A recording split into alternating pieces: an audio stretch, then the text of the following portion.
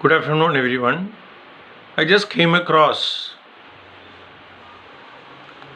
a quote recently, which was which was so revealing. I thought I'll just share it across with all of you in this through this media.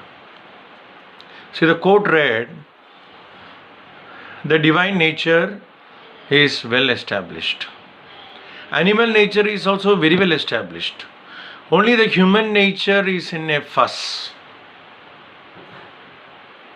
Just think about it. How true it is. It is the greatest responsibility. The greatest responsibility of a human being is that he is responsible for his life. It is the greatest possibility of a human being that he can make or unmake his life, either for the benefit of the world or for the distraction of the world. The mind and the thoughts are such a very important tools that one can very well make use of, either to become a victor or to become a victim of life. You just think about it. The divine nature is very well established. Divine nature, a great example is the nature itself.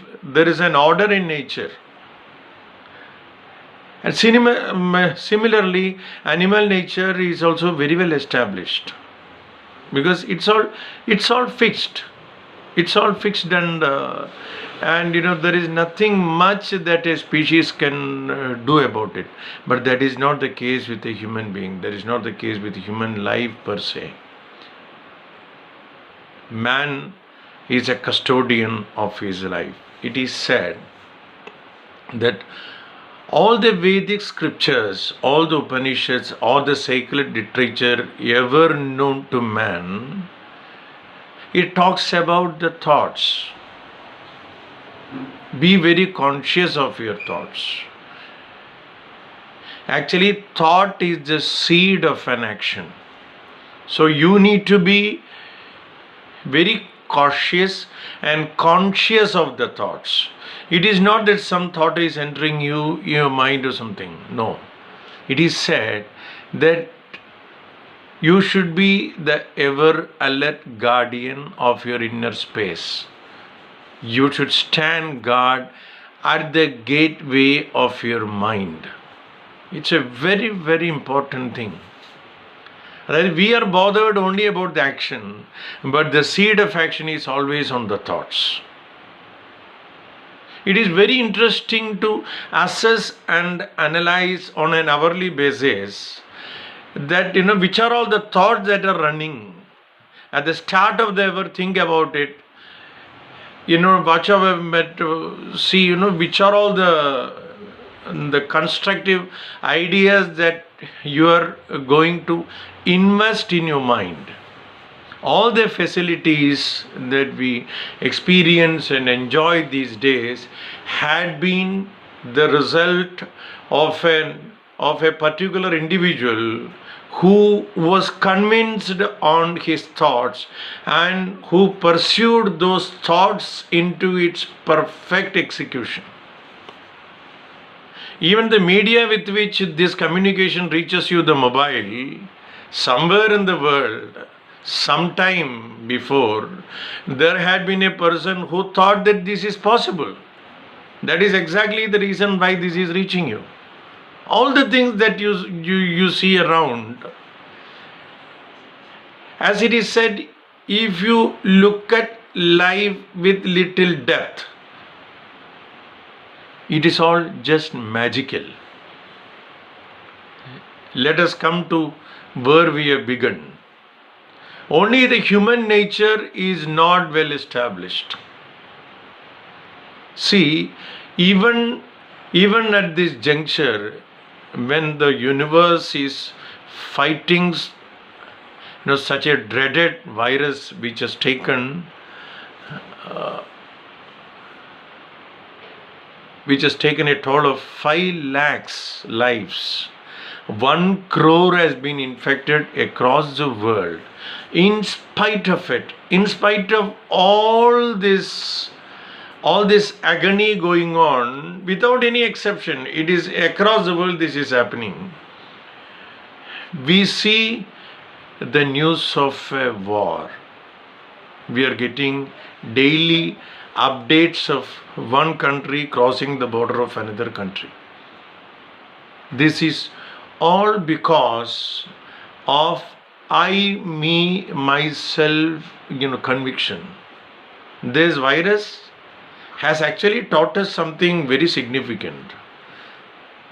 That if it is going to be a catastrophe, it is not that I will be affected, my street will be affected, my village will be affected, my panchayat will be affected, my district, my state, my country, my continent. No.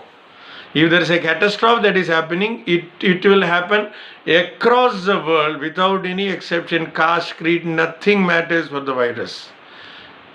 So see, let us first of all convince ourselves that we are all the different colors of a rainbow, of a white light.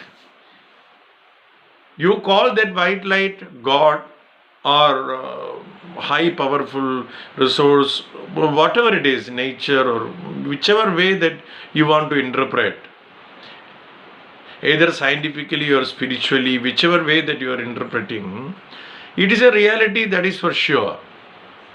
So let me just come to where we started, on animal nature and divine nature. We get, as human beings, many of us are habituated to anxiety. Habituated. We are I have seen many guys who are uncomfortable with sitting alone, sitting pretty in company with oneself. But I have seen how many cows that you see on the road were so relaxed, harmonious with their existence, in perfectly in tune with where they are, perfectly in unison with whatever that is happening in and around them. Eckhart Tolle, who is one of the widely read contemporary spiritual leaders, he asks us a very powerful question. Have you ever seen a stressed flower? Have you ever seen a stressed rose? Have you ever seen a stressed hibiscus? No, we have not seen. But you will find majority of the human population in the world are in mild to moderate or severe stress. Little bit of stress is definitely required because it propels a human being to act, but it crosses, more often than not, it crosses the optimum level and puts a human being a host of innumerable diseases. Is it not? So it is within us to make or unmake our life. Let us be very conscious. Let us be very mindful of what is happening inside us every moment of our existence, much more than what is happening outside of us. My best wishes to each and every one of you. Best regards. Thank you very much.